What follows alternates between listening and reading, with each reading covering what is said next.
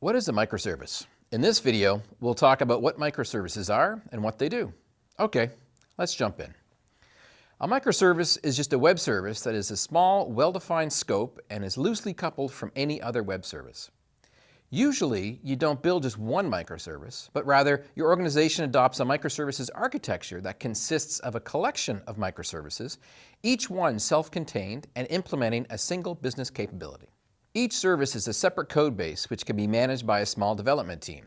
In fact, microservices don't even need to share the same technology stack, libraries, or frameworks, which allows each team to choose the right tool for the job.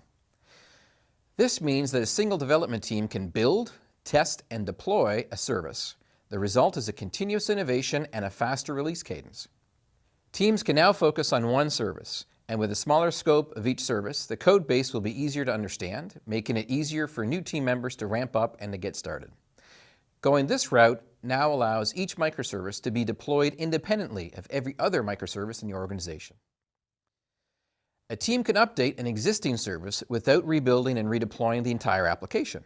Plus, they can also easily roll back or roll forward an update if something goes wrong. The best part, this makes bug fixes and feature releases more manageable and less risky. The deployment strategy also means that each microservice can be scaled independently.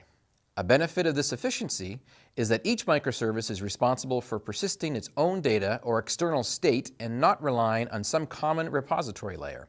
In fact, some microservice experts insist that each microservice should even have its own separate database. Again, the idea here is to make each microservice completely autonomous with no cross-dependencies from a business domain perspective. This kind of freedom provides a layer of fault isolation. If a service goes down, it won't necessarily take out the entire application. Okay, great. But you might be thinking, each microservice is an island unto itself. Then what happens when you need to work with multiple microservices in a single application? Good question. So here's the answer. Microservices can communicate with each other by using well-defined APIs. The internal implementation details of each service are encapsulated behind their interface.